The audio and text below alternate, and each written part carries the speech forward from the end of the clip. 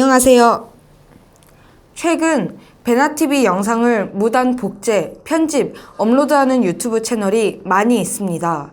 제작진이 발견하여 저작권 신고를 하면 유튜브에서 채널 폐쇄 조치를 합니다. 영상을 무단 복제, 업로드하는 것은 출연진과 제작진의 노력을 빼앗는 행위이며 불법입니다. 단, 원본 영상 공유하기는 가능합니다. 시청자 여러분, 제작진이 무단 업로드한 영상을 모두 찾기는 어렵습니다.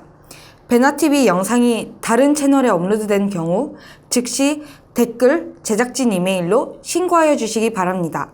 그리고 신고해 주셨던 분들 감사합니다. 더불어 후원금, 구독하기, 그리고 광고 시청도 부탁드립니다. 감사합니다.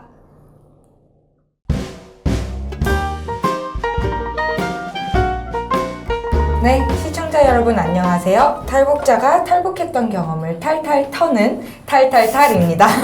오늘은 게스트로 이영석님 나오셨고요. 그 다음에 1일 MC로 오늘 안철인 박사님이 같이 함께 해주셨습니다. 안녕하세요. 네, 반갑습니다. 네. 제가 이 얼굴을 보고 꽃제비 생활을 4년을 했다는 사실을 믿지를 못했어요. 그래서 어쩌다가 그런 생활을 하다가 탈북을 하게 됐는지 오늘 그 과정을 쭉 들어볼까 합니다. 먼저 아버지 어머니가 굉장히 좋은 토대를 가진 그쵸. 네, 그래서 평양에서 사셨다고 인민학교 생활을 그 생활부터 먼저 좀 얘기를 해주실 수 있나요? 그러니까 저희 아버지는 이제 군인이셨어요. 그리고 어머니는 그 무용을 하셨고요. 그래서 저는 태어나 보니까 제가 평양에 태어나 있더라고요. 네. 그래서 이제 그렇게 해서 한 10년 정도 10살까지 평양에 살았죠. 살다가 94년도에 김일성이가 죽고, 그리고 그 이후에 김정일이가 이제 그 아버지와 같이 일했던 사람들 숙청하기를 시작해요. 3년 정도. 그러니까 3년 정도라는 게 말은 유은통치라는 그 기간이었어요. 근데 그 기간이 숙청의 기간이었죠. 그러는 과정에 97년도에 이제 저희 아버지가 뭐 북한 말로는 말반동이죠. 말 실수를 해서 추방이 됐죠. 그래서 지방으로 저희 온 가족이 다 추방이 됐었죠. 그러면 그렇게 추방당해서 그럼 지방에서의 생활은 아까 기차가 생각난다고. 그러니까 사실은 저는 평양의 이야기를 해봐라 그러면요, 제가 아버지랑 같이 놀았던 뭐 그런 뭐 대동강 유역이라든지 만경대 유의장이라든지 뭐 이런 데는 기억이 나요. 근데 그림처럼 연결은 되지 않는데, 제가 평양을 나오면서 이제 기차를 타고 그 지방으로 갔었거든요. 가는 도중에 깜짝 놀랐어요. 저는. 왜냐면은 뭐랄까, 제가 배웠던 북한하고 제가 보고 있는 북한이 다르더라고요. 그래서 어떻게 다르던가요? 평양에는 제가 살았던 그 지역에는 거지가 그렇게 많지가 않았어요. 거지가 아예 없었어요, 사실은. 꽃제비라는 걸 잘 몰랐어요, 저는.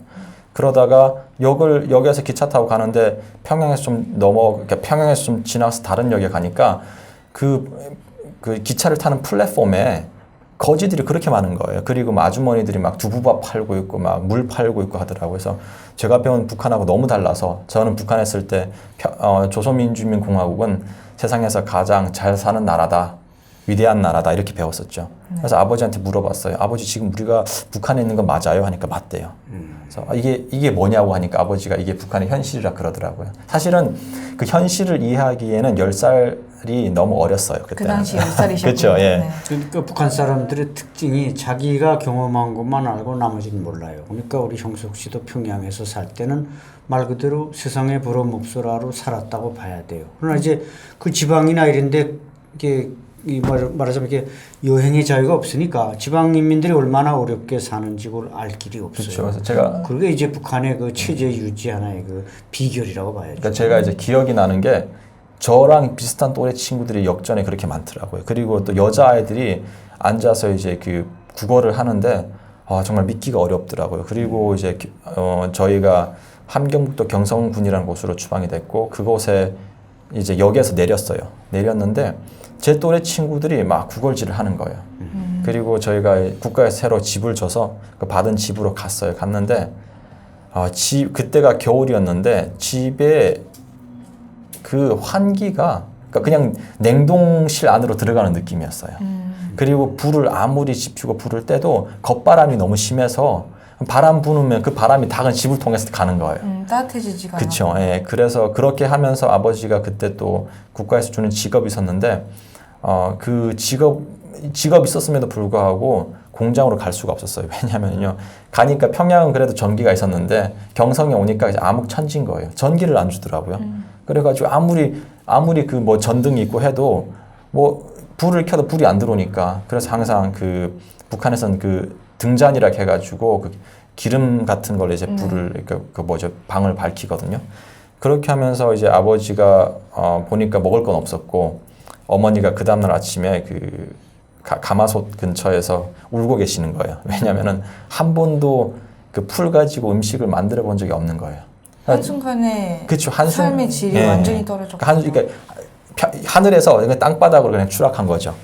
예, 그래서 아버지는 그때부터 그 공장에 나가는 대신 친구들하고 그 산에 가서 산나물도 캐고 그리고 겨울이었으니까 또 그 옥로라고 해가지고 토끼 잡는 게 있어요. 그 뭐지 그 덫을 놓는 거거든. 산에 가서 덫을 토끼 그 다니는 길에 덫을 놔가지고 산토끼도 잡아오고 그렇게 하면서 이제 살았죠. 그리고 봄에는 산나물 캐오시고 또 그 나무도 해오고 나무도 또 시장에 가서 팔고 그렇게 하면서 살았죠. 그런 생활을 얼마나 하신 거죠? 사실은 그렇게 한 생활 한 1년 정도였어요. 그래도 저희 아버지는 저희 어머니가 학구열이 되게 출중하셔서 그러니까 딱 강남 엄마 스타일이었어요. 그래서 네. 저는 아무리 배고파도 공부는 했어야 됐어요. 그래서 사실은 공부하기 싫었는데 어머니가 학교로 가래서 학교에 갔죠. 학교에 가서 한 일주일, 2주 정도 됐는데 그 교장 선생님이 전 학생들을 그 운동장에 모이게 하더라고요. 그래서 교장 선생님이 뭘 말씀하시려나 하고 보니까 그분이 이제 오전에 그 사형 구경을 간다는 거예요. 그때 사형 구경을 간대요. 그래서 저는 총살 구경. 네, 그래서 뭐지 총살 해서 그 총살은 이해가 되잖아요. 그래서 제 친구한테 물어봤어요. 아니 사람이 사람을 죽여? 하니까 죽인대요. 그 평양에는 전 평양에 있을 땐 총살하는 거 한 번도 들어본 적도 본 적도 없었어요. 그래서 그 학교에 이제 애들이 줄 이렇게 맞춰서 김일성 장군의 노래, 김정일 장군의 노래 부르면서 총살하는 데까지 갔어요. 가보니까 그 남자하고 여자가 있었는데 남자는 그 회사에서 구리 같은 거를 훔쳐다가 중국에 이제 밀수를 해서 잡혔고 여자는 중국으로 이제 갔다가 중국에서 남한 선교사를 이제 만난 거예요. 남조선 선교사를 만났다 그러더라고요. 북한에서는 선교사를 되게 안 좋아해요. 그래서 그 사람들 세워놓고 한 사람당 군인이 3명 있었어요. 3명에서 한 사람이 그러니까 경찰이었죠. 경찰이 한 사람이 3발씩 한 명한테 쏘면 총 9발을 쏘더라고요. 근데 그 또 사형의 룰이 있더라고요. 규칙이 있는 게 뭐냐면요. 쏘고 나가지고 마지막 그 죽은 죄수는요. 무릎을 꿇는 자세예요. 그래서 그 의미가 뭐냐면은 죽어서도 나라의 무릎을 꿇어야 된다. 죄인은. 그렇게 하면서 정말 혼란스러웠죠. 저는. 왜냐하면 내가 배워왔던 북한이 아니구나. 내가 보고 있는 북한은 다른 북한이구나. 그렇게 하면서 이제 아버지한테 이야기를 했었고 그리고 아버지한테 제가 그랬어요. 학교를 도저히 못 가겠다고. 너무 배고파서. 그래서 아버지를 도와서 그때부터 또 산으로 다닌 거예요. 산으로 다니면서 처음 기억나는 게 한 번은 산에 갔는데 뱀을 봤어요. 뱀. 네. 사실 뱀이 엄청 무섭잖아요. 그래가지고 막 그냥 도망쳤죠. 도망쳤는데 아버지가 그 뱀을 잡으시더라고요. 잡으시더니 이제 그걸로 뱀 국을 해주는 거예요. 저녁에. 근데 그게 얼마나 그렇게 맛있는지 모르겠어요. 정말 맛있었어요. 배고프니까. 그렇지, 배가 네, 고프니까 맞아요. 맛있지. 그리고 이제 그 다음날 다시 갔는데 또 뱀을 봤어요. 그때는 뱀이 아니라 먹을 것으로 보이는 거예요. 제가 막 그래서 막 뱀을 제가 막 쫓아가는 거예요. 잡아가지고 이제 아버지한테 자랑도 하고 뱀 잡았다고. 그렇게 하면서 98년 2월까지 이제 그런 생활을 했어요. 아버지랑 같이. 그런데 아버지가 이제 형숙 씨보다 먼저 탈북을 네네. 하셨다고 그때쯤에 탈북을 하신 예, 건가요? 98년 2월에 아버지가 집에 식량이 없다고 그러시는 거예요. 그러더니 저희 그 마을에 중국에 몰래 다니는 사람이 있었어요. 그 사람 통해서 중국에 가서 식량을 구해오겠다 그러더라고요. 그래서 제가 그랬죠. 왜냐면 제가 중국에 갔다가 잡혀서 온 여자를 봤잖아요. 총살 당했잖아요. 네. 그래서 제가 아버지한테 그랬어요. 우리가 지금 추방당한 마당에 여기서 아버지가 더 나라에 죄를 지으면은 내 인생은 끝난다. 그러니까 아버지 가지 마라. 하니까 아버지가 저한테 그러시더라고요. 어차피 여기 있으나 여기서 굶어 죽으나 가다 잡혀 죽으나 죽는 건 마찬가지다. 그러니까 아버지가 중국 갔다 올 때 맛있는 찰떡을 가지고 온마 이러는 거예요. 그래서 찰떡을 가져온다는 소리에 이제 아버지를 보냈죠. 네. 그 당시에 네. 그러고 나서 아버지가 돌아올 거라고 생각을 했잖아요. 그럼요. 아버지가 저한테 약속을 했어요. 일주일 후에 돌아온다고. 근데 일주일이 지나도 안 오시더라고요. 한 달이 지나도 안 오시더라고요. 그러다가 4개월 동안 기다렸어요. 아버지를. 어머니하고 같이. 그러다 보니까 먹을 게 없으니까 집에 이제 있는 그 가구들을 하나씩 파는 거예요. 이불보도 뜯어서 팔고 솜도 뜯어서 팔고 가마솥도 팔고 하면서 기다렸죠. 기다렸는데 이제 아버지가 안 오셔서 어머니가 저한테 그러시더라고요. 아버지가 집을 나간 날을 아버지의 기일로 생각해라. 그러니까 어머니는 이제 아버지가 돌아가셨다고 생각을 하신 것 같아요. 그리고 나가지고 한 4개월 후에 아버지가 나간 4개월 후에 어머니가 또 식량 구하러 그 이모 집에 가겠다는 거예요. 근데 이모는 사실은 남편이 그 군인이어서 먹을 것이 좀 있었어요. 좀 잘 살았고. 그래서 제가 그랬죠. 아버지가 이렇게 나갔고 어머니가 나가면 저 혼자인데 안 된다. 가면 안 된다. 그랬죠. 그러니까 어머니가 알겠대요. 또 어머니가 갈 것 같아서 아버지가 제가 자고 있는 동안에 집을 나갔거든요. 그래서 어머니가 갈 것 같아서 어머니 손을 꼭 잡고 이제 밤을 샜죠. 그리고 나가지고 아침까지 이제 어머니랑 같이 밤 새고 아침에 너무 피곤한 거예요. 그래서 어쩌다 보니까 눈을 감았는데 제가 떠보니까 제가 그 이불 안에 들어가 있더라고요. 그리고 이게 혼자. 네, 혼자. 그리고 이게 느낌이 아주 쎄한 거예요. 그래서 어머니를 찾았죠. 근데 어머니가 안 계시더라고요. 그리고 맨발로 그냥 그 경성 그 역 가는 길이 있어요. 하면다리라고 해가지고 하면다리 옆에 시장인데 그 하면다리까지 정말 전속력으로 뛰어갔어요. 어머니 찾으려고. 근데 안 계시더라고요. 그리고 이제 거의 뭐 해 떨어질 때까지 하면다리 근처에서 이제 막 울다가 그리고 다시 집으로 갔죠. 집에 갔는데 그 제 이불 옆에 베개 그 옆에 그게 있는 거예요. 편지가 있더라고요. 근데 편지에 아들아 어머니가 식량 구하러 이모 집에 갔다 올 테니까 가마솥에 죽을 끓여놨으니 죽을 먹으라는 거예요. 그리고 배고프면은 소금하고 물은 꼭 챙겨 먹으라는 거예요. 그래서 일주일 후에 오신대요. 그리고 봤죠. 보니까 그리고 가마솥에 가니까 가마솥에 죽이 뭐 한 줌 정도밖에 없는 거예요. 그래서 그냥 마셨어요. 마시고 다시 이부자리를 폈어요. 피고 나서 왜냐면은 계속 움직이면 에너지를 쓰니까 그냥 멀뚱멀뚱 그냥 천장만 최대한 이제 체력을 아끼기 위해서 지금 누워서 천장만 바라보는 거예요. 그렇게 한 4, 5일 되니까 앞이 안 보이더라고요. 어느 날 갑자기 일어났는데 4, 5일을 내리 굶으신 거예요? 그러니까 그날 죽 한 끼 먹고 그 다음부터 배고프면 물하고 소금은 항상 먹었죠. 4일, 5일 되는 날 한 그 정도 됐을 거예요. 됐는데 갑자기 아침에 눈이 안 보이는 거예요. 앞이 안 보이더라고요. 그래서 저는 실명이 된 줄 알았어요. 그래가지고 더듬더듬 해가지고 이제 그 벽 쪽에 가가지고 그 거울, 작은 거울이 있었는데 거기 가서 이제 보니까 앞이 빨간 거예요. 그냥. 그래서 제가 얼굴을 만져보니까 제 얼굴이 아닌 거예요. 너무 이게 부어 있는 거예요. 왜냐면은 소금하고 물만 먹으면요 얼굴이 풍선처럼 부어요, 진짜. 그래서 너무 부어가지고 얼굴이 이렇게 눈이 붙어버린 거예요. 실명된 게 아니라. 그리고 나가서 제가 처음 들었던 두려움이 이러다 죽겠구나. 살아남아야겠다. 그 당시가 10살? 그때가 제가 11살이었죠. 11살이요? 98년이었으니까. 뭐 한국 나이 98년이 12살? 뭐 12살, 11살일 때였죠. 그래서 죽겠다는 생각에 친구한테 친구 집으로 갔어요. 먹을 거 구하라. 친구 집에 가니까 친구가 저를 못 알아보더라고요. 너무 부어서? 예, 제가 누구다 하니까 그때 알아보는 거예요. 제가 먹을 걸 좀 달라 그랬죠. 그러니까 그 친구가 먹을 게 없대요, 집에. 그래서 그럼 넌 어떻게 살아남았냐 하니까 자기가 살아남는 방법을 알려준대요. 자기랑 같이 가재요. 강보시 경성 장마당이었어요. 그때부터 꽃제비 생활을 시작하신 건가요? 그때부터 꽃제비 생활을 시작을 한 거죠. 그때 어머니는 일주일 후에 안 돌아오셨고 안 돌아오셨어요. 아주 그 다음부터는 어머니는 한 번도 본 적이 없이 어머니 소식은 그때부터는 지금까지 그러니까 몰라요. 어디에 가서 지금까지. 사망을 하셨는지 뭐 어떻게 되는지 알 길이 그렇죠. 없네요. 예. 그래서 친구가 저를 장마당에 이제 데리고 갔고 그 친구가 저한테 그러더라고요. 새로운 부엌이라는 거예요. 저보고. 새로운 부엌. 그래서 배고프면은 국어를 하든지 훔쳐 먹든지 뺏어 먹든지 알아서 하래요. 근데 사실은요 이게 처음 아무리 배고파도 누구한테 이제 국어를 처음 한다는 건요 정말 쉽지가 않은 일이에요.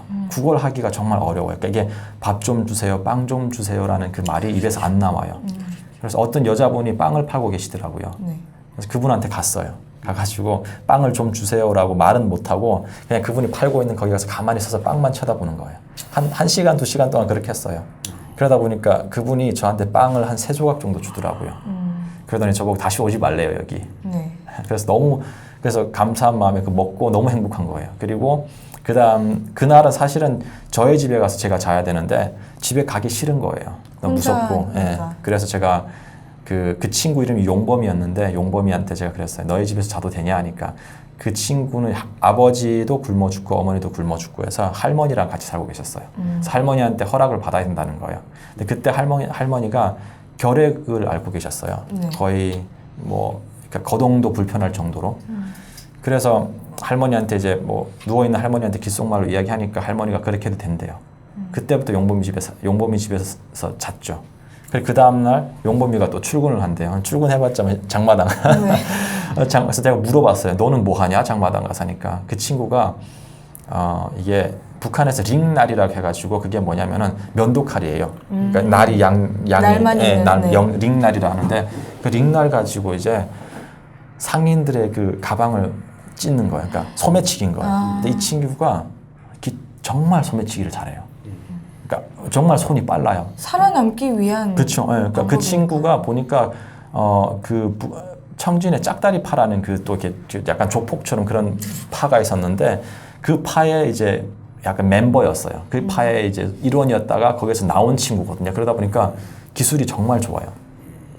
그래서 이 친구는 그렇게 하고 저는 그런 그런 기술이 없으니까 그 빵 준 아주머니한테 다시 갔어요. 네. 다시 오지 말라 했던. 다시 오지 말라고 했는데 가가지고 다시 빵을 보니까 아주머니가 빵을 안 주시더라고요. 근데 그때 저도 모르게 사실은 제가 훔치려고 한 것도 아닌데 제 손이 먼저 그 빵에 이렇게 가 있더라고요. 그래서 그렇게 하는데 이제 이게 서툴다 보니까 잡혔어요. 잡혀가지고 그 아주머니 남편이 그 뒤에서 이제 뭐 국밥도 만들어주고 막 그러더라고요. 그래서 그분한테 잡혀가지고 엄청 맞았죠. 근데 용범이가 그때 보고 와가지고 저를 옆으로 끌어내가지고 저한테 물어보더라고요. 굶어 죽을래? 아니면 계속 살래? 저한테 물어보더라고요. 제가 아니, 당연히 살고 싶다 그랬죠. 그러면은 훔치라는 거예요. 그러니까 저한테 그걸 어떻게 훔치냐? 이거는 잘못된 건데 제가 그랬어요. 그러니까 저한테 사회주의 도덕성을 따지는 사람들은 배부른 사람이다. 저한테 그러더라고요. 그러니까 뭐 그래서 그 말을 들으니까 저한테 그렇게 남겨져 있는 선택이 별로 없더라고요. 그래서 그 친구랑 둘이서 이제부터 활동을 하기 시작하는 거예요. 소매치기 하는 것도 배우고 어떻게 가방을 따는지도 배우고 그렇게 하면서 이제 꽃제비 생활을 처음 시작을 하게 된 거죠. 그 꽃제비 생활을 얼마나 하셨죠? 꽃제비 생활은 4년을 했어요. 근데 4년 동안. 또 저희가 이렇게 또 북한의 꽃제비 하면 좀 이해를 해야 되는 게 단신 꽃제비하고 무리 꽃제비가 있어요. 두 부류가 있는데 보통 단신 꽃제비는 거의 굶어 죽거나 이제 맞아 죽거나 얼어 죽어요. 겨울에 특히. 근데 무리 꽃제비들은 잘 살아남아요. 서로 이제 보호를 하니까. 그래서 제가 그때 용범이랑 이야기했던 게 우리 둘이서만 이제 하기는 한계가 있다. 그래서 우리가 한번 다른 친구들처럼 우리도 한번 조직을 만들어 보자. 그래서 모았던 친구들이 저까지 포함해서 7명이었어요. 꽤 많네요. 그럼요. 왜냐면 제 또래 그 학교 다닐 때 만났던 친구들, 동네 친구들 해보니까 다 이 친구들은 아버지가 집을 나가거나 어머니가 굶어 죽거나 아니면 어머니가 집을 나가거나 아버지가 굶어 죽거나 고아인 친구들이에요.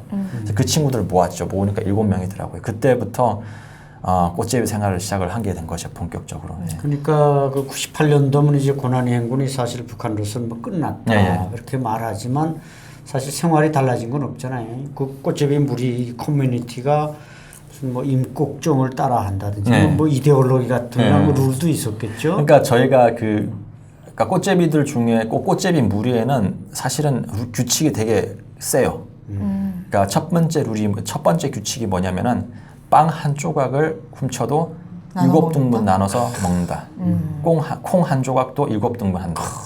그리고 우리가 만약 훔치다가 한 명이 잡히면은 우리가 그 아이가 풀려날 때까지 기다린다. 아니면은 그 아이가 잡혀서 도저히 나올 수가 없다 그러면 우리가 같이 잡혀준다. 그러니까 이 규칙이 있어요. 그리고 우리 형제들 안에서는 절대 싸우지 않는다. 그리고 형제들 안에서 절대로 거짓말하지 않는다. 그러니까 그러한 규칙들이 있는 거예요.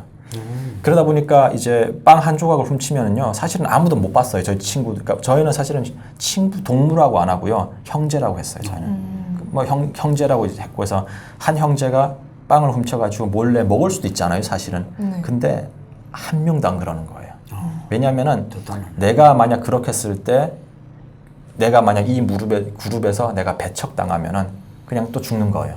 그러다 보니까 사실은 의리가 있어서 그랬다기보다는 처음에는 두려워서 죽는 것이 두려워서 그 규칙에 따랐던 것 같아요. 혹시 책임자는 있나요? 거기 책임자나 두목이 있나요? 당연히 있죠. 대장이 좀 나이가 있었겠죠. 위인 사람? 아니요, 저희가 다 동갑이었어요. 아, 네, 동갑이어가지고 하모니가 좋아. 네, 그래서 그러다 보니까 이제 사실은 이것도 참 웃긴 게 그렇게 하다 보면요, 저희가 7명에서 무리지어 다니잖아요. 그러면 시장에 가면은 한 3개월, 2개월 정도 그 시장에서 활동을 하면요, 더 이상 활동을 할 수가 없어요. 얼굴이 다 왜냐하면 알려져서. 얼굴이 다 알려졌기 때문에 저희가 가면은 시장 상인들이 다 이렇게 물건들을 다 뒤로 숨기는 거예요. 그러니까 이게 저희 같은 경우가 그러면은 못하니까 이제 경성에서 다른 지역으로 옮기는 거예요. 뭐 청진에 있는 라남 장마당, 수남 장마당, 송평 장마당 이런 식으로 이렇게 기차를 타고 이렇게 석탄 기차를 주로 타고 이제 가는 거예요. 그래서 한 번은 라남 장마당에 가가지고 갔는데 뭐 저희 비슷한 그 꽃제비 친구들이 또 있더라고요. 저희 보고 누구냐 물어보더라고요. 제가 우리도 좀 같이 살자 하니까 약간 저보고 지역 싸움 같은 게 그쵸. 또 네, 생겼겠네요. 나가라는 거예요. 그래서 못 나간다 하니까 그러더라고요. 너희가 나 못 나가려면은 이거 싸워서 이기든지 지면은 자기들 밑으로 들어든지 그러는 거예요. 그래서 그럼 싸우자 그랬죠. 그래서 7명이 이렇게 저희 7명 쫄아서 저기 한 6명, 6명 정도 있더라고요. 그래서 우리가 쪽수로 보면 우리가 좀 많잖아요, 한 명 더. 그러니까 이기겠구나 딱 생각을 하고 이제 있는데 저쪽에서 물어와요. 뭐라 하냐면은 너네 대장이 누구냐 그러는 거예요. 사실은 그때까지 대장이 없었어요. 그래서 대장이 뭐지? 막 이러다가 이제 거짓말 안 하고 제가 이렇게 일렬로 쭉 서 있는데 친구들이 한 발씩 다 뒤로 물러나는 거예요. 저 혼자 가만히 이렇게 서 있는 거예요. 그러니까 제가 그냥 대장이 된 거예요. 어쩌다 보니. 사실은 친구들이 왜 저를 대장이라고 했냐고 제가 물어보니까 첫 번째는 제가 태권도 할 줄 알았어요. 어렸을 때 아버지가 군인이셨기 때문에 태권도를 저한테 가르쳐줬고 또 유일하게 제가 그 마을에 평양에서 온 친구였던 거예요. 그렇지. 북한에서 평양에서 왔다면 그건 완전 선구자예요. 선구자. 그러니까 이게 공부를 못해도 그리고 싸움을 못해도 그리고 못생겨도 평양에서 왔다고 하면은 평양에 대한 그 동경이 엄청 크거든요. 북한에서 평양에서 왔기 때문에 이제 대장이라는 거예요. 사실은 태권도는 할 줄 알아도 거리 싸움을 한 번도 못 해봤잖아요. 실전은 또 다르죠. 그래가지고 이제 아버지가 배워준 대로 자세를 딱 잡고 있는데 이 친구가 막 와가지고 막 저를 때리는 거예요. 졌어요. 엄청 맞았어요. 막 피나고 얼굴에 막 찢어지고 그렇게 하고 다시 친구들한테 물었어요. 우리 그러면 이 친구들 밑으로 들어갈까 하니까 친구들이 그건 안 된대요. 다른 데 가재요. 다른 데로 갔어요. 또 그런 친구들이 또 싸웠어요. 그 피투성이 된 몸에 또 싸운 거예요. 계속 그렇게 대장과 대장 1대1로만 싸우나요? 왜냐면 무리로 싸우지 않고? 사실은 이게 웃긴 게 뭐냐면 꽃제비들 사이에 다른 지역은 모르겠는데 꽃제비들 사이에 무리로 싸우는 것도 있어요. 근데 또 어떤 꽃제비들 같은 경우는 무리로 싸우다가 다 다치면은 서로 이제 보호해줄 친구가 없으니까 대장만이 싸우는 거예요. 그러니까 위에 놈만 까는 거예요. 그 윗놈만 잡는 거예요. 그래서 그렇게 해서 한 두세 번 하다 보니까 다 졌어요. 근데 이게 싸움이라는 건요. 특히 길거리 싸움은 많이 맞아봐야 주먹이 언제 들어오고 발이 언제 들어오는지 보여요.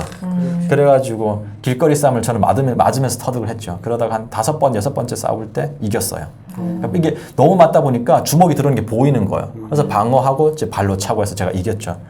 이겼을 때 그 친구들이 막 그러니까 한 나라를 구한 것처럼 기뻐하는 거예요. 근데 혹시 그 싸울 때 무슨 무기 같은 건 휴대하네요? 처음에는 쭈바라고 들어봤어요? 쭈봉이라 해가지고 이렇게 우리로 뭐 쌍절곤이죠. 북한에서는 쭈봉이라 그런데 그런 거 쓰는 친구들도 있고 그리고 또 북한에서는 군관 혁띠가 있어요. 혁띠인데 그 앞에 이렇게 거는 그거를 나를 갈아요. 갈아가지고 그걸로 휘두르는 친구들도 있고 또 저희 같은 경우는 뭘 했냐면요. 북한의 젓가락. 네. 젓가락을 앞을 이렇게 갈아가지고요. 그쵸. 그걸 던져서 그러니까 몸에다는 던지는 게 아니라 다리에다 주로 이제 던지고요. 그리고 그렇게 위협을 주는 거죠. 그렇게 했는데 보통 싸울 때는요. 그러니까 쌍절공 쓰는 친구들이 있는데 이게 또 서로 쌍절공 쓰지 말자. 그럼 주먹으로 싸워요. 맨 주먹으로 싸울 때도 있어요. 근데 주로 주먹으로 많이 싸웠던 것 같아요. 그러다 보니까 이제 그렇게 해서 이겼고 그러다 보니까 그 친구들 저희 밑에 들어와서 일을 했고 그때부터는 좀 수월해졌고 이렇게 하면서 이제 꽃제비 생활을 하다 보니까 또 라진 선봉이니까 또 청진에도 또 오랫동안 있으면 얼굴이 팔리니까 못하고 또 이제 기차를 타고 여러 지역에 가는 이렇게 거예요. 다니셨군요. 그러다가 이제 제가 라진 선봉이라는 곳이 있어요, 북한에. 그래서 거기 가가지고 했는데 거기서는 이 친구들이 대장끼리 안 싸우고 무리지어 싸우더라고요. 그래가지고 그때 이제 제가 한 친구가 이제 있었는데 제 친구 형제 중에 한 명 있었는데 그 친구가 이제 돌에 이제 맞아가지고 출혈을 엄청 많이 했어요. 그래서 저 그때까지는 저는 이 친구가 괜찮은 줄 알았어요. 그래서 저희가 역에서는 못 자고 그 라진선봉 쪽으로 쭉 내려다 뭐 그 마을 쪽으로 내려다 보니까 이게 북한에서는 뭐가 있냐면요. 그 가을 옥수수를 다 추수를 하면은 그 옥수수 그 단을 이렇게 세워놔요. 그럼 그 사이가 따뜻해요. 그래서 그 거기 안에 들어가서 이제 있는데 그 친구 눕혀놓고 이제 있었죠. 그리고 그 친구한테 춥다 해서 저희가 옷도 덮어주고 그리고 한참 자고 일어났는데 아침에 그 주인이 오는 거예요. 오더니 너 여기서 뭐 하냐 물어봐가지고 우리가 이제 갈 거다. 우리가 집이 없어서 그러는데 이제 갈 겁니다. 하니까 그분이 이제 들어오더니 쭉 안을 보더니 쟤 누구냐 그러는 거죠. 친구라고 그냥 형제라 그랬어요. 그러니까 죽었다는 거예요. 제가 뭔 소리냐고 지금 자고 있는데 피곤해서 어제 좀 피를 많이 흘려서 자고 있다니까 아니라 죽었다는 확인해 보라는 거예요. 가보니까 이 몸이 엄청 찬 거예요. 안 움직이더라고요. 그래가지고 너무 이게 당황해가지고 사람이 죽었으면 울어야 하잖아요. 눈물이 안 나오더라고요. 너무 놀라가지고 그때가 처음 이제 그러니까 죽은 사람들은 역에서 가끔씩 봤지만 제 형제 주변에 있는 사람이 죽은 건 처음 봤어요. 그리고 그 사람을 처음 만졌고 또 그리고 그 사람이 이제 북한에서는 구루마라고 그래요. 그 손딸구지를 리어커를 이제 빌려 줄 테니까 이 친구를 저 산에 가서 묻으라는 거예요. 근데 그때가 겨울이었어요. 겨울이면 땅이 얼어가지고 산에 탈 수가 없어요. 네. 그리고 또 사람이 죽으면 관에다 넣어야 되는데 관도 없는 거예요. 그 사람이 졌던 게 그 북한에서 이제 볏짚으로 만든 가마니가 있어요. 그 가마니를 한 3개 정도 주더라고요. 거기다 싸래요. 싸가지고 리어커에 놓고 산으로 갔죠. 그 나머지 형제들이랑 다 같이 밀고. 그 당시 몇 살이셨어요? 그때가 제가 13살이었죠. 13살. 13살. 그래 그 친구랑 같이 이제 99년도였어요. 99년도. 그래가지고 그 친구랑 산에 갔죠. 가니까 땅을 도저히 팔 수가 없는 곡괭이도 없고 못 없고 해가지고 북한에서는 또 다락밭이 되게 많아요. 산에 가면은. 근데 다락밭 주변에 보면 이렇게 움푹하게 패인 곳들도 있어요. 그래가지고 뭐 묻어야 되는데 그 친구를 그냥 거기다 눕히고 이제 돌을 저희가 주워왔죠. 근데 또 겨울이면요 돌이 엄청 차가워요. 손을 이렇게 딱 하면요 손이 얼어서 딱 붙어버려요. 그러다 보니까 저희가 못하니까 이제 옷 같은 걸로 손을 감아가지고 돌을 날렸죠. 나르고 나서 그 친구한테 뭐 말 그대로 돌무덤을 만든 거죠. 그렇게 하고 사실은 그러니까 친구가 죽었으면 거기서 오랫동안 있어서 같이 울기도 해야 되는데 친구들이 다 울지를 않더라고요. 그래서 그때 또 제가 뭐 그래도 대장이었으니까 제가 그때 친구들한테 했던 말이 우리가 울 여유가 없다. 죽은 사람은 죽은 사람이고 산 사람은 산 사람이니까 어서 가자. 그리고 내려왔죠. 그렇게 하면서 이제 꽃제비 생활을 하다 보면요. 구호소에 잡힐 때도 많아요. 구호소에 잡혀가면요. 사실은 저희는 구호소를 죽음의 무덤이라고 불렀어요. 왜냐하면요. 꽃제비들은 시장을 다니면서 자유라는 걸 그때는 자유란 걸 몰랐지만 그 자유로움이 있잖아요. 근데 꽃제비 친구들을 잡아서 구호소에 넣어버리면요. 한 달도 못 돼서 한 2달도 못 돼서 죽을걸요. 영양실조 때문에. 거기 가보니까 나오는 게 뭐냐면요. 감자철에는 썩은 감자, 무철에는 썩은 무. 그리고 거기가 가만히 이렇게 바닥을 보면요. 구석에 이 있잖아. 사람 이가 이렇게 막 다녀요. 빈대도 막 다니고. 그리고 어떤 애들은 피부병도 있고, 그리고 뭐 어떤 애들은 영양이 안 좋으니까 막 밤에 자면서 뭐 똥오줌도 막 싸는 거야, 이불에다가. 뭐 그러다 보니까 저희는 이제 항상 구호소에 잡히면은 항상 탈출을 했죠. 항상 탈출을 하고, 배고플 때는 또 이제 그 국가 농장도 저희가 이제 털고, 뭐 협동 농장도 저희가 털고, 그러면서 저희가 2002년도였죠. 2001년도 이제 그때가 여름이었는데 그때 이제 국가 농장을 털다가 잡혔어요. 잡혔는데 그때 용범이가 잡혔거든요. 용범이가 잡혔는데 이게 북한에서 노동저기대가 국가 농장을 지켜요. 근데 뭐 총을 들고 있는데 진짜 총은 아니고요. 그냥 나무 모형으로 만든 총인데 그리고 또 몽둥이 들고 있고 그러다가 용범이를 그 사람들이 때린 것 같아요. 보니까 때려가지고 저희는 이제 다 훔치고 어느 장소에서 만나자 하고 그 장소에서 기다리고 있는데 용범이가 안 오는 거예요. 다시 갔죠. 저희가 왜냐면 한 사람을 두고 갈 수가 없잖아요. 가니까 그 용범이를 이렇게 끌고 가는 거예요. 근데 실신했어요, 얘가. 걸어가는 게 아니라 그냥 질질 끌려가는 거예요. 그리고 저희가 거기 다시 찾아가가지고 훔친 거 다 내놨어요. 내놓고 정말 잘못했다고. 친구만 내놔달라고 하니까 그분이 데리고 가라는 거예요. 다시는 오지 말래요. 근데 애가 숨을 잘 안 쉬더라고요. 왜냐하면 보니까 목을 맞은 거예요. 몽둥이에. 그래서 목이 이렇게 부어 있는 거예요. 그러니까 완전 파랗게 이렇게, 그러니까 피가 몰려 있어서 그런지 이렇게 부었고 완전 파랗게 돼 있는 거예요. 멍이. 그래서 그 친구하고 같이 그 친구를 어차피 피도 흘렸으니까 씻겨야 되니까 거기가 어랑천 있어요. 그쪽에서 어랑천에 가가지고 이제 뭐 씻기고 하고 있는데 이 친구가 그러더라고요. 저한테 자기는 안 될 것 같대요. 그러니까 아는 것 같더라고요. 자기가 이제 죽는다는 거를. 그래서 뭔 소리냐, 안 되긴 뭐가 안 되냐, 우리가 이제 더 씻겨주고 이거 조금 부은 게 내리면은 그러면 소실 또 그리고 저희가 약이 없으니까 저희가 또 그게 북한은 어떠냐면요, 피가 나면요 그냥 들에 있는 한 5가지 6가지 풀을 뜯어다가 그걸 막 쪄요. 찌고 그 아픈 데다 붙이거든요. 근데 그게 약인지는 잘 모르겠는데 어른들이 그렇게 하니까 저희도 따라 하는 거예요. 그래서 여기다 풀을 이렇게 붙여놓고 이제 있는데 자기는 도저히 안 되겠대요. 그래서 저한테 하는 말이, 나중에 만약에 혹시 그 친구 같은 경우는 이제 그 친척들 있잖아요. 친척들 있고. 근데 뭐 저한테 그러더라고요. 나중에 이제 알게 됐는데 저는 그 친구 아버지 어머니가 굶어 죽은 줄 알았어요. 그냥 저한테 굶어 죽었다고 이야기했는데 나중에 알고 보니까 아버지 어머니가 집을 나갔더라고요. 아이를 혼자 네, 두고. 나갔더라고요. 그래서 저한테 그러더라고요. 그래서 그때 마지막에 저한테 나중에 이제 자기 혹시 아버지 어머니를 보게 되면은 이제 혹시 자기에 대해서 물어보면은 용범이가 그냥 무리에서 같이 살다가 어느 날 그냥 갑자기 사라졌다. 그냥 이렇게 이야기를 하라는 거예요. 그래서 잘 살고 있다. 죽었단 말을 하지 말고. 죽었단 말을 하지 말라 그러더라고. 근데 그 말을 이제 듣고 그리고 이제 업고서 이제 가는데 계속 이제 애가 숨소리가 계속 거친 거예요. 그래서 숨차니 하니까 이렇게 숨쉬기가 힘들대요. 그래서 다시 또 눕혔죠.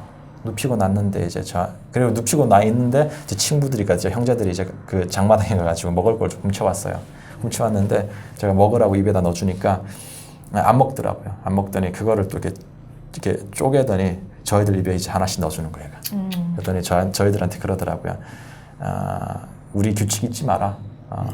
규칙 잊지 마라 그러더라고요. 그래서 알겠다. 그래서 너 먹어라 했죠. 그러니까 자기는 안 먹겠대. 맛이 없대요. 자기는 배부르대요.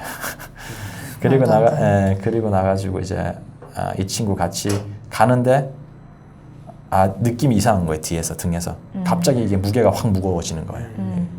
그래서 그렇게 말은 안 했지만 죽었구나라는 그 느낌이 오더라고요. 그리고 한 100m 정도 그냥 소리 없이 걸었어요. 걷다가 저도 모르게 이제 눈물이 확 나오는 거예요. 그래가지고 이제 친구들한테 그랬죠. 우리가 묻어야겠다. 근데 감사한 거는 여름이라서 땅 팔 수는 있겠다 우리가. 그리고 나가지고 우리가 그 강 옆에 이제 가가지고 이제 땅을 팠죠. 땅을 파고 깊게 팠어요. 왜냐하면 왜 깊게 파냐니까 강가니까. 네, 강물은 그게 안 쓸려 나는데 그 강 좀 위쪽이어가지고 근데 그 강 위쪽이었는데 왜 깊게 판 이유가 저희가 이제 처음에 죽은 친구 무덤을 못 만들었잖아요. 네, 그래서 이 친구 목까지 우리가 파자. 그래서 땅을 파니까 벌써 해가 넘어가 있더라고요. 그래서 묻고 엄청 많이 울었어요 그때.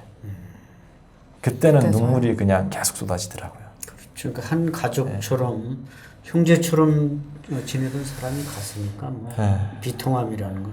그러니까 그렇게 다니면서 한 굶어 죽고 맞아 죽은 거 아니에요? 이 친구는 맞아 죽고 참 그런 사람이 아마 많았겠죠. 그 구호소에도 잡혀가신 적 있다고 아까 하셨잖아요. 예. 그 안에서 이야기들을 좀 더 해주실 수 있나요? 그러니까 구호소에서 구호소를 하도 많이 얼마나 계셨어요? 아니 하도 많이 잡혀 있어가지고요. 네. 그럼 몇 번 정도? 셀 수가 없어요. 그냥 꽃제비를 하다가 잡히면요 경찰들한테 소매치기 하다 걸리면 바로 구호소로 보내지는 거예요. 그러다 보니까 수없이 잡혔죠. 수없이 잡혔어요. 그러다가 저희가 한 번은 그 함경북도 이제 그 화성 본강이라는 곳이 있어요. 화성군 본강리라가 있는데 거기에 배가 맛있어요. 거기에 화성군에 그 1호 배 농장이 있거든요. 1호 배 농장이 뭐냐면 평양으로 올라가는 배예요. 그래가지고 그 말을 듣고 나가지고 우리가 저 배를 훔쳐서 시장에 팔면은 돈이 되겠다는 게 생각이 딱 계산이 나오는 거예요. 그래가지고 그 배 농장에 갔다가 이제 잡혔어요. 잡혀가지고 잡혀서 화성 9호소에 저희가 이제 그때 한 서너 개월 있었어요, 거기에. 있으면서, 한 달에 보통 한 4명씩 죽어나가는 것 같아요. 근데 죽으면은요, 저희가 묻어야 돼요. 저희가 그 시신을 묻어가지고요. 봉분 같은 거. 고소에 있는 아이들이. 네, 구호소에 있는 아이들이. 그러니까 봉분 같은 것도 못 만들어요. 그냥 가만히 거적대기에 그냥 싸가지고 땅도 저희가 파야 되고, 그냥 묶어 나가지고 그 평묘를 만들어 버려요. 그냥 거기에 사람이 묻혀 있는지도 몰라요.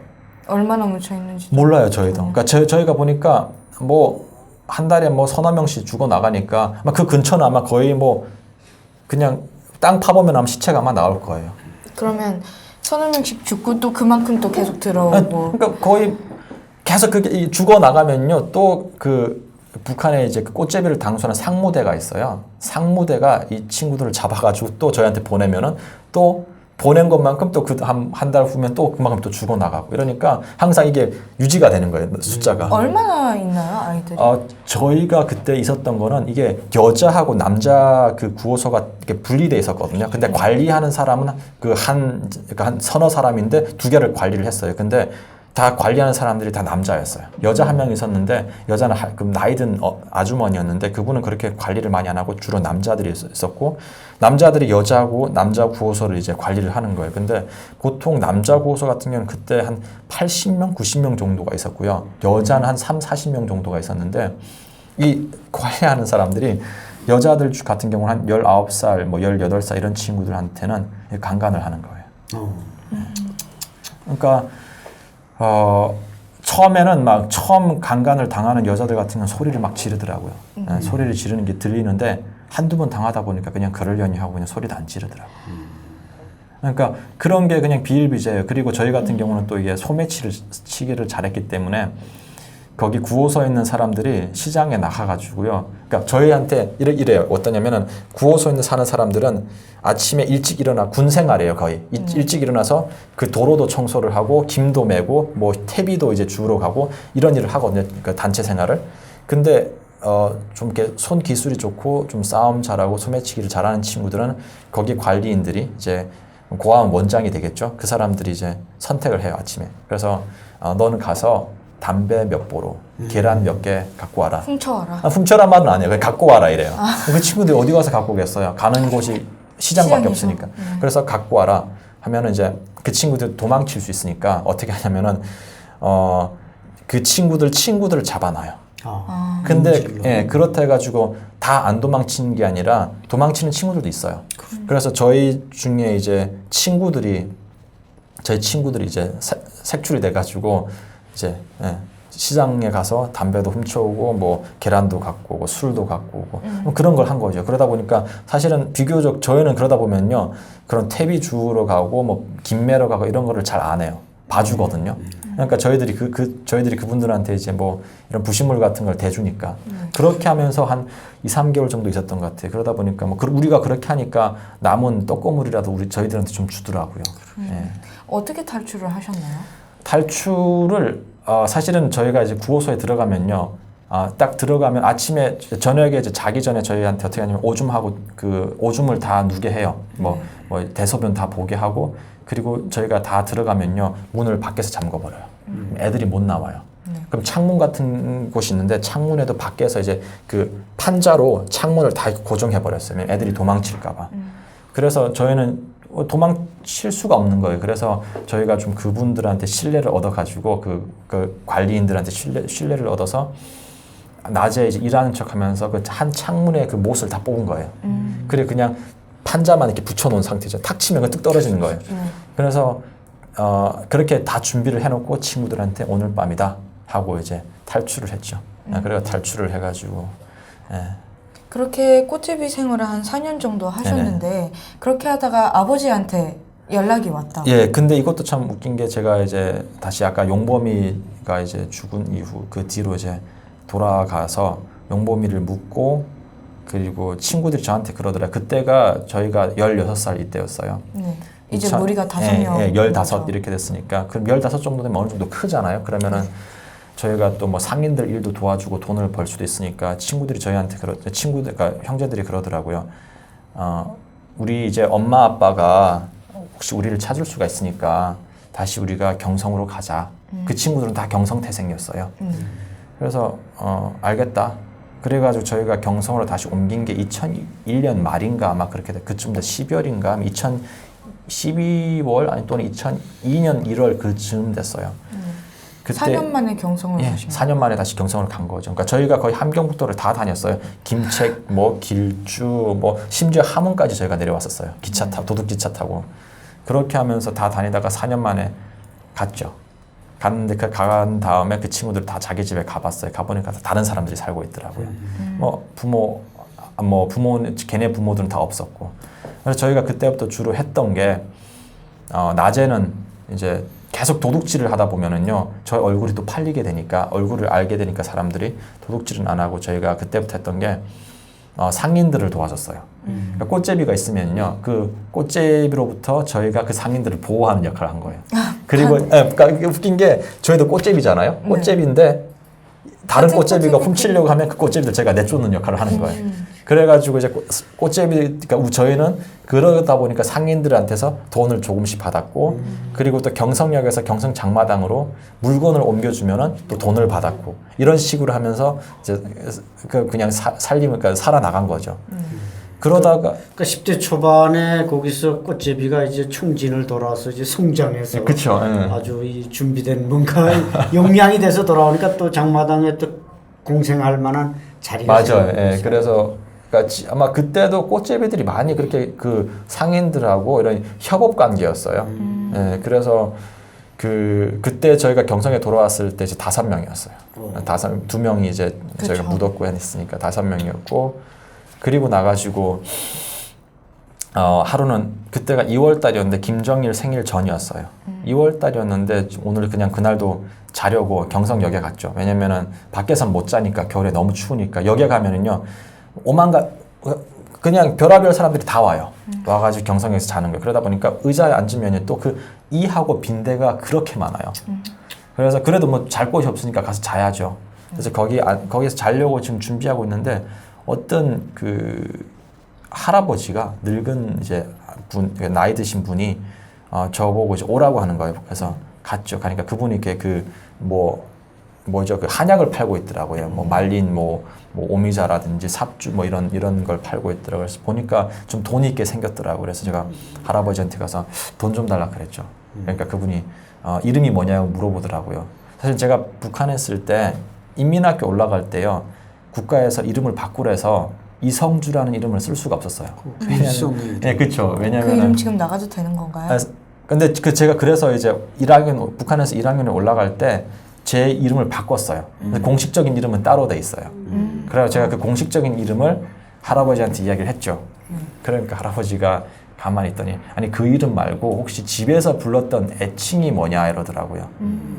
제가 기억이 안 나더라고요. 그때 오랫동안 성주란 이름을 안 썼으니까 그래서 잘 모르겠다 그랬어요. 그러니까 할아버지가 그때 네 이름이 이성주였고 어머니 이름이 이거였고 할아버지 이름이 이거였고 그러니까 아버지 이름이 이거였고 생일이 이거였고 저에 대해서 다 알고 있는 거예요. 그분이 어떻게 그걸 다 누구죠, 아셨어요? 그분이? 그래서 제가 딱 생각을 했던 게 이 사람은 정말 용한 점쟁이다. 북한에는 아시잖아요. 그렇죠, 네, 그렇죠. 북한에는 이제 교회도 없고 절도 없는데 점을 많이 돌아다니죠. 장마당 이런 데 가면요. 점쟁이들이 정말 많아요. 그래서 제가 그랬어요. 할아버지가 정말 유명한 점쟁이인 것 같다. 근데 제가 점을 본 비용을 제가 댈 수가 없으니까 고맙다 이러니까 할아버지가 웃으시더니 그때 외할아버지라는 거예요. 저한테. 외할아버지? 저한테 외할아버지라는 거예요. 네. 그 엄마의 아버지라는 그렇죠. 얘기야. 네. 네. 그래서 제가 말도 하지 말라고 말도 안 되는 소리 하고 있냐면 어떻게 외할아버지를 그것도 역에서 만나냐고요. 이건 거짓말하지 말라고. 근데 그때 또 그러니까 북한에 인신매매단이 되게 많았어요. 그래서 소문도 되게 많이 많았던 게 절대로 이런 모르는 사람들한테 따라가지 마라. 인신매매단이다. 이런 사람들 나쁜 사람이다. 그런 루머가 되게 많았어요. 저는 그래서 둘 중에 하나예요. 인신매매단이거나 점쟁이거나. 그래가지고 이제 할아버지한테 이야기하니까 할아버지가 외할아버지 맞대요. 그리고 자기랑 이제 자기 집에 가 살재요. 그분은 어떻게 알아보신 거예요? 나중에 이제 이게 밝혀져요. 네. 그래서 제가 그랬죠. 근데 그 친구들이 저한테 따라왔어요. 따라왔는데 친구들이 저한테 그러더라고요. 누구냐 해서 아니 이 사람이 외할아버지라고 한다. 근데 나는 이 사람 얼굴도 기억이 안 난다. 사실 외할아버지 얼굴 저는 기억이 안 났었거든요. 왜냐하면은 제가 외할아버지를 마지막에 본 게 1994년도였어요. 94년 4년 말이었거든요. 저희 외할아버지는 의사였어요. 의사였는데 이제 94년도 말에 추방이 됐어요. 예, 함경북도로. 그 당시에 몇 살이셨죠? 그때가 제가 94년도니까 7살 때였죠. 예. 그 이후로 한 번도 못 한 보다가 번도 본 적이 없었어요. 예. 거의 10년 만에 그죠? 뵌 예. 거였군요. 그리고 나가지고 사실은 북한에서 추방되면은 남한 같은 경우는 이제 전화나 뭐 핸드폰이 있어서 연락이 가능한데 북한은 그 당시에 핸드폰 전화가 없었어요. 그러니까 공무원이 아니고서는 그런 전화가 없었거든요. 그리고 편지나 정보 그 시스템이 있었는데 고난의 행군을 거치면서 편지도 제대로 이제 배달이 안 되는 거예요. 정보도 잘 안 되고. 그래가지고 할아버지가 추방이 된 이후에 할아버지가 수차례 그러니까 평양에 이제 편지를 보낸 거예요. 근데 할아버지가 답장을 한 번도 못 받으신 거예요. 그래서 할아버지가 98년도에 그 통행증을 끊어가지고 추방이 됐음에도 불구하고 이제 그 당에 가가지고 또 할아버지가 의사고 하니까 고였겠군요. 고인 거예요. 고여가지고 통행증을 받은 거예요. 그리고 평양에 와보니까 저희 가족이 추방된 걸 그때 아신 거예요. 그리고 저희가 추방된 주소지를 가지고 그 함경도 경성군 이제 간모리 쪽으로 이제 와가지고 가니까 아무도 없는 거예요. 그 집에 다른 사람이 살고 있고. 할아버지는 그럼 계속 찾으신 딸과 거죠. 찾으신 거죠. 계속 예, 예. 그래서 할아버지가 그거를 수소문하니까 그 주변 사람들이 저희 아버지하고 어머니 소식은 모르겠고 제가 이제 꽃제비가 됐다는 그거를 할아버지한테 알려주신 거예요. 그래서 할아버지가 98년 이제 말부터 할아버지가 경성역에 매주 일요일마다 나오신 거예요. 그러니까 약초를 팔면서 저를 찾으신 혼자를 거죠. 찾으러. 예. 그게 4년 동안. 근데 어머니를 혹시 그러면 어머니가 할아버지하고 이렇게 연기가 안 되세요? 할아버지도 저를 찾은 이유가 어머니 소식이 궁금해서. 그렇겠죠. 예. 당연히. 그래서 이제 친구들하고 이야기하다가 그래서 제가 친구들한테서 이 사람이 우리 할아버지인 건 잘 모르겠고 우선 이 사람 따라 가자. 돈도 있게 생겼으니까 이 사람하고 따라가서 우리가 이 집을 털자. 그게 저희들 계획이었어요. 그래서 알겠다. 좋은 아이디어인 거예요. 그래서 그 할아버지 따라갔죠. 할아버지가 되게 시골에 살고 계시더라고요. 시골에 살고 계셔서 보니까 이제 뭐 집에 염소도 있더라고요. 그러니까 할아버지가 보니까 주변의 사람들한테 이제 의료 서비스를 제공을 하고 그 사람들이 돈이 없고 이러니까 뭐 강냉이 1kg, 뭐 토끼 한 마리 이런 식으로 이제 할아버지한테 감사를 표했던 거예요. 그래서 할아버지가 가축이 있어서 가니까 갑자기 이제 사람 인기척 소리가 나니까 그 앞문이, 그러니까 집문이 열리더니 어떤 늙은 할머니가 뛰어나오시는 거예요. 맨발로. 그때 2월달이면 북한에 눈이 있거든요. 엄청 추워요. 근데 맨발로 뛰어나오시더니 막 할머니가 우시면서 네가 아직 살아있었구나 이러는 거예요. 저는 이해가 안 되더라고요. 할머니인지도 몰랐어요. 그리고 집에 들어가서 그 방에 또 뭐 훔칠 거 없나 이제 이렇게 쭉 훑어보는데 그 방 정중앙에 저희 아버지 어머니 이제 결혼 사진이 걸려 있는 거예요. 그때 이제 외할아버지인 게 맞는 거예요. 그래서 친구들한테 다시 작전을 취소를 했죠. 왜냐면 그 걸어갈 때 염소를 보고 네가 염소를 맡아라, 네가 닭을 맡아라 이렇게 다 사인을 해줬는데 갑자기 작전을 손으로 취소를 해버리니까 이 친구들이 막 혼란에 빠진 거예요. 그래서 무슨 소리냐 하니 그래서 제가 할아버지다, 외할아버지 맞다, 이제 우리 어머니 아버지 결혼식 사진이다. 그리고 나가지고 제가 할아버지한테 이제 했던 질문이 이거였어요. 왜 경성역에 나와 있었습니까? 그때 할아버지가 이야기를 하는 거예요. 자기가 추방되고 나서 수없이 편지를 보내도 답장이 없어서 한번 평양에 갔는데 저희가 추방된 소식을 그때 알게 됐고, 그리고 저를 찾기 위해서, 그리고 저를 통해서 어머니 소식을 이제 딸 소식을 찾기 위해서 매주 일요일마다, 그러니까 일요일마다 이제 경성역에 나와 아침에 일찍 오셔가지고 약초 팔면서 제 나이 또래 친구들을 이제 관찰을 하신 거예요. 그러다 저를 찾으신 거예요. 그렇게 하고 나가지고 한 일주일 동안 할아버지 집에 이제 있었는데 워낙 친구들이 많이 먹어대니까 식량이 다 떨어진 거예요. 그래가지고 또 꽃제비 하는 친구들은 눈치가 빨라요. 그러더니 이제 식량이 다 떨어진 걸 알고 저한테 그러더라고요. 자기들은 다시 역으로 가겠대요. 여기 더 편하대요. 편하게 뭐가 편하겠어요? 식량이 없어서 그런 거지. 그러면 제가 친구들하고 약속했던 게 우리 할아버지가 나한테 했던 것처럼 내가 매주 일요일마다 역으로 내려갈 테니까 우리 보자. 그래야 그때부터 2월 달에 제가 할아버지를 만나서 뭐 봄에는 이제 곡식도 심고 또 할아버지가 양봉도 하셨어요. 벌꿀도 이제 하셔서 그것도 도와주고 염소 방목도 하고 그러면서 일요일마다 할머니가 싸준 그 음식을 가지고 역으로 가는 거예요. 항상 이제 저희가 만났던 장소가 하면다리였어요. 그러니까 경성군에 하면다리라는 곳이 있는데 하면다리가 있는데 하면다리하고 그 영예군인 공장이라는 곳이 있는데 그 사이에서 항상 저희가 만났어요. 항상 거기서 만났고 여름에는 또 친구들하고 하면다리 밑에서 수영도 하고 뭐 고기도 잡고 가재도 잡아서 이렇게 구워 먹고 그렇게 하다가 2002년 10월이 됐는데 그때 염소를 방목하고 산에서 내려왔는데 어떤 낯선 남자가 와 있는 거예요 집에. 할아버지가 저를 부르시더니 저 남자한테 가보래요. 아버지가 보낸 사람이래요. 제가 할아버지한테 그랬어요. 아니 아버지가 살아 계셨으면은 지금 오구도 남았다고. 아버지가 죽은 것 같다고 제가 아버지는 돌아가셨다 제가 그랬어요. 그러니까 아니래요. 갔죠. 가니까 이 사람이 저를 보더니 저보고 그러더라고요. 네가 성주냐 이러는 거예요. 사실은 제 공식, 그러니까 제 그 집에서 부르는 애칭은 제 친척 외에는 잘 몰라요. 제 친구들도 몰랐어요. 저랑 꽃제비 생활을 했던 그 친구들도 몰랐어요. 항상 제 다른 이름, 그 공식 이름을 불렀어요. 그러니까 성주냐 해서 제가 어떻게 하냐 제 이름을 하니까 아버지가 말해줬대요. 그리고 저한테 편지를 주는 거예요. 보니까 아버지가 쓴 편지가 맞는 거예요. 그리고 아버지가 그 편지 밑에 제가 어렸을 때 아버지랑 같이 놀았던 그 놀이를 이제 써놓은 거예요. 100% 아버지하고 저만 한 놀이니까 이제 100% 아버지인 거예요. 알 수 있게. 그죠? 둘만 알 수 그렇죠. 둘만 알 수 있게 했죠. 그래서 그리고 나가지고 그러면은 아버지 어디 계시냐 하니까 아버지가 중국에 안전히 잘 살고 있대요. 그래서 아버지가 어머니와 저를 되게 보고 싶어 한대요. 그래서 중국으로 오라고 또 편지에도 그렇게 써 있는 거예요. 제가 그랬어요. 할아버지한테 가가지고 나는 아버지를 저주합니다. 그랬어요. 아버지 때문에 가족이 다 파탄이 됐잖아요. 저는 아버지가 싫습니다. 그랬어요. 그러니까 할아버지가 하시는 말씀이 그래도 아버지는 만나야지 않겠느냐 저한테 그러더라고요. 제가 아버지 만나러 가겠다 그랬어요. 중국에 가서 아버지 만난 다음에 아버지를 정말 있는 힘껏 주먹으로 때리고 그래 다시 북한에 돌아오겠다 그랬어요. 그래서 할아버지 좀만 기다려 달라 그랬죠. 그리고 염소 방목은 저 산에서 했으니까 이번엔 저 산에서 가면서 하면 된다고 할아버지한테 알려줬어요. 네. 그리고, 그 와중에. 네, 그 와중에. 왜냐면 염소가 중요하니까 돈이거든요, 그게. 그래서 그렇게 하고 이제 역에 내려갔죠. 사실은 그날이 일요일이 아니었어요. 그냥 평일이었는데 내려가니까 친구들이 놀라는 거예요. 왜 왔냐? 오늘 일요일 단인데. 그래서 그때 친구들한테 처음이자 마지막으로 거짓말을 했어요. 그게 뭐였냐면은 이 사람이 우리 삼촌인데 지금 이모가 회령에 살고 있고 지금 엄청 아파한다. 그래서 이모 보러 가야 된다. 그러니까 친구들이 잘 됐네 같이 가자 이러는 거예요.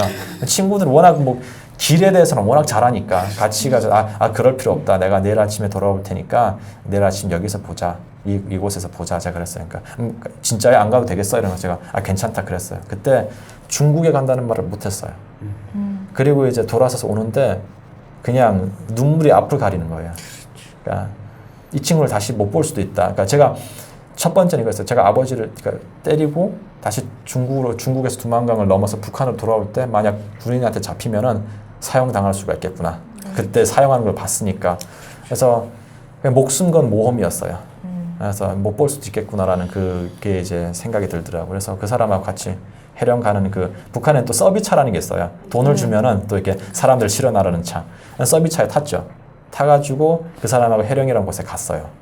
가니까 가니까 이 사람이 그 해령이라는 그곳에서 곡산 공장이라는 곳이 있어요. 그 위쪽으로 해서 쭉 올라가니까 어떤 마을이 있는데 그 마을에서 이제 저를 잠시 기다리게 하더라고요. 그래서 그 집에 들어가서 앉아 있는데 어떤 군인이 오는 거예요. 군인이 오더니 군인하고 이야기하면서 이 사람이 중국 돈으로 얼마인가 주더라고요. 그러더니 군인이 내일 새벽에 이제 2시에 내일 새벽 2시에 어디로 오라 이렇게 하는 거죠. 갔죠. 가니까 이제 그 사람이 군인이 기다리고 있더라고요. 그래서 빨리 넘어가래요. 그래서 넘었죠. 두만강을. 사실은 그러니까 제가 두만강을 넘었던 게 10월 23일이었어요. 2002년 10월 23일. 북한에서는 10월 중순 되면 서리가 오거든요. 물이 엄청 찬 거예요. 그래도 넘어야지 어떡하겠어요. 그래서 그때 수영을 해서 이제 넘었죠. 넘어서 한 산을 서너 개를 넘었어요. 산을 서너 개 넘으니까 어떤 집이 나오더라고요. 그리고 그 집에서 두 번째 이제 브로커를 만났어요. 첫 번째 브로커가 저한테 그랬어요. 할아버지 집에서 뭐라 했냐면은 아버지의 딱 친구라는 거예요. 북한에서 딱 친구란 말이 단짝 친구. 네, 단짝 친구, 아주 네. 아주 친한 친구, 딱 친구라 해서 믿었죠. 그리고 두 번째 브로커를 만나니까 이 첫 번째 브로커가 저한테 아버지를 본 적도 없고 만난 적도 없고 친구도 아니라는 거예요. 자기 임무는 여기까지라는 거예요. 저를 무사히 이 사람한테까지 데려오는 거. 그게 그 사람 비즈니스인 거예요. 그래서 제가 물어봤어요. 아니 왜 위험한 일을 하냐? 당신 걸리면 총살인데 하니까 자기도 목숨 걸고 한다는 거예요. 자기가 그 사람은 북한 사람이죠. 그 사람은 해령 사람이었어요. 해령 북한 사람이었어요. 그래서 그 사람이 하는 말이 자기 뒤에 자기가 부양을 해야 될 가족이 5명이 있대요. 자기가 아버지 어머니를 모시고 있고 와이프가 있고 그 애까지 있다는 거예요. 그래서 알겠다. 저한테 그러더라고요. 내가 목숨을 걸고 두만강을 이렇게 넘나들듯이 너도 이제 꼭 살아서 아버지를 만났으면 좋겠다. 저 그랬어요. 아니 너 혼자 못 간다. 같이 다시 돌아가자 북한에 하니까 자기는 저를 안 데려가겠대요. 그러니까 뭐 저는 지금 뭐 선택할 여지가 없으니까. 근데 두 번째 브로커가 또 저한테 그러는 거예요. 아버지의 딱 친구래요. 믿어야지 못 하겠어요. 그러더니 이제 그 사람은 차를 타고 이제 연길이라는 곳에 와가지고 저를 모욕을 시키더라고요. 모욕을 다 시키고 옷도 새로운 옷 사주고 사진을 찍게 하는 거예요. 그리고 사진 찍고 나서 이제 이 사람하고 또 기차를 타고 대련이라는 곳으로 갔어요. 거기에서 있는데 대련이라는 곳에 가서 이 사람이 저를 다른 사람한테 또 넘겨주는 거예요. 당신 누구냐? 딱 친구 아니지? 하니까 아니래요. 아버지가 아주 치밀하게 준비를 하시고 돈도 많이 쓰고. 네. 그리고 나서 세 번째 사람이 또 저한테 아버지 딱 친구래요. 내가 그랬어요. 그 사람한테 거짓말하지 말라고. 다 지금 거짓말하고 있다고. 우리 아버지 어디 있냐고 물어봤어요. 물어보니까 대한민국에 있대요. 대한민국 어디냐고 물어봤어요. 한국이래요. 한국이 어디냐고 물어보니까 중국 땅 조선족들이 사는 연변 같은 그런 곳이래요. 그러니까 제가 만약 그곳에서 남조선이라 그러면요 안 갔을 거예요. 왜냐하면 제가 북한에 있을 때 이제 루머가 있으니까 사실은 꽃제비들이 정보에는 되게 빨라요. 그러니까 왜냐하면 시장에서 살기 때문에 제가 들었던 정보가 북한 사람이 남조선으로 가면은 우선 좋은 음식, 좋은 옷, 좋은 뭐 집으로 잘 대해준대요. 그리고 나서 정보를 다 빼고 그리고 죽인대요. 피는 뽑고 피는 팔고 고기는 개를 준대요. 저는 왜냐면은 아이고야. 그러니까 사실은 북한 사람들 같은 경우 북한 사람뿐만 아니라 모든 사람이 자기가 알고 있는 정보가 이제 한정되어 있잖아요. 그러면은 그 정보를 가지고 자기만의 스토리를 만들어요. 그러니까 저는 그걸 믿었죠. 믿고 나가지고 이제 대련이라는 곳에 가니까 이 사람이 아버지가 한국에 있다 해가지고 그래서 저는 중국 땅이 중국 땅이 워낙 크니까 저는 이제 연변 같은 곳에 가는 줄 알았어요. 그리고 저한테 그러더라고요. 공항에 저를 데리고 가서 1번 게이트로 나가라는 거예요. 다른 데로 가면은 잡힌다는 거예요. 그러면은 북한으로 가서 총살당해 죽는다는 거예요. 그 대련공항이었어요? 대련공항이요. 2002년 그때는 지금은 다 이게 전자화가 돼 있어가지고 여권을 찍잖아요. 근데 그때는 사람이 직접 이렇게 검사를 했었어요. 2002년도에는. 그래서 제가 그 어떤 여자가 기다릴 테니까 그 여자한테 이거를 주라는 거예요. 보니까 대한민국 여권이라고 써 있는 거예요. 위조 여권이었군요. 네, 이게 뭐냐고 하니까 저한테 그러더라고요. 이거 그냥 통행증 같으라는 거예요. 그러니까 북한에서 통행증 있잖아요. 통행증 같은 거니까 이거를 보여주래요. 이해하기 쉽게 설명해 주셨네요. 엄청 친절하시더라고요. 그래서 그거를 주니까 이 여자분이 그걸 보시고 나서 저보고 가라고 하는 거예요. 이분도 브로커였던 거예요. 이 여자분도. 그러니까 다 매수가 된 거예요. 그리고 그리고 또 한 가지 또 있었던 게 뭐냐면은 그 브로커가 저한테 그 비행기를 타면은 절대로 한마디도 하지 말래요. 그냥 어떤 사람이 물어보면 그냥 모른 척 하라는 거예요. 고갯집만. 네. 그래서 비행기 탔죠. 타고 앉았어요. 제 자리가 그러니까 처음 타는 비행기였고요. 자리가 어딘지도 몰라가지고 막 헤매니까 거기 또 여자분이 막 중국말로 뭐라고 하시면서 저한테 막 그러더니 저를 이렇게 티켓을 달래요. 다 보여주니까 그걸 가지고 따라오라 해서 가니까 거기 앉았죠. 제 옆에 어떤 또 나이 드신 분이 앉는 거예요. 앉더니 이제 제가 대한민국 여권을 이렇게 쥐고 있으니까 또 그러더니 아이고야 저한테 그러더라고요. 어린 아이가 용감하게 혼자 비행기를 타고 가네. 사실은 그때가 제가 16살이었는데 왜냐하면은 이게 너무 작고 얼굴도 까맣고 하다 보니까 이분이 저를 한 10살 초반으로 봤나 봐요. 그래서 되게 어린 나이에 용감하다 이러면서 고향이 어디냐 저한테 물어보더라고요. 제가 말하면 안 되잖아요. 북한이 이게 액센트가 있으니까 그래서 말하지 또 말라고 했는데 말하면 잡힌다고 했으니까 그래서 가만히 있었어요. 그러니까 계속 물어보는 거 이분이. 그래서 제가 막 손짓으로 벙어리 흉내를 냈어요. 그분한테. 그분이 저한테 가방에서 종이하고 연필을 꺼내더니 주는 거예요. 그분은 왜 그렇게 대화가 하고 싶으셨을까? 그러니까 심심하셨나 봐요. 네. 그래서 제가 고향이 어디냐고 이제 그 사람이 그 종이에다 이렇게 쓰는 거예요. 제가 고향은 이게 평양이잖아요. 평양 쓸 수가 없잖아요. 그래서 했던 게 알겠다. 그래서 고향 어디냐고 물어봐가지고 그다 대한민국이라고 썼어요. 고향은 대한민국. 대한민국이다. 그러니까 그분이 저를 쳐다보더니 약간 미친 사람처럼 보더라고요. 약간 정신이 나간 애처럼 이렇게 취급을 하더라고요. 그러더니 그다음부터 이제 말을 안 하시는 거예요. 그리고 한 2시간 반, 2시간 정도 되니까 이제 비행기가 착륙을 하더라고요. 그리고 이제 그 브로커가 또 저한테 제가 대련을 떠나기 전에 저한테 말을 했던 게 뭐냐면은 비행기가 도착을 하면 그때부터는 말을 해도 된대요. 예, 그때부터 말을 해도 된다고 해서 비행기가 착륙을 하고 나서 그리고 또 그분이 또 했던 게 뭐냐면요.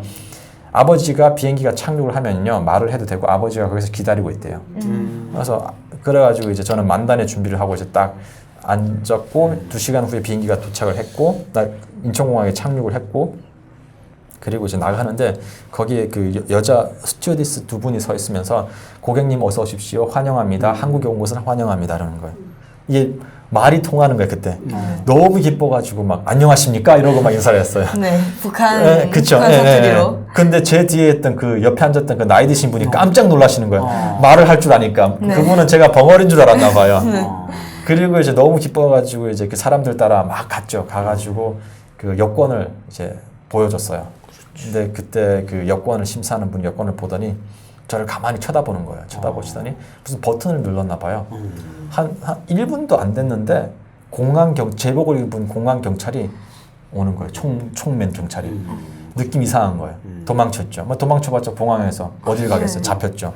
그래서 저를 이제 원래 참 웃긴 게 이렇게 끌고 가야 되는데 원래 이렇게 앞에다가 이런 걸 채워 이렇게 그 뭐죠 플라스틱 같은 걸 이렇게 해야 되는데 저를 뒤에다 이렇게 하는 거예요.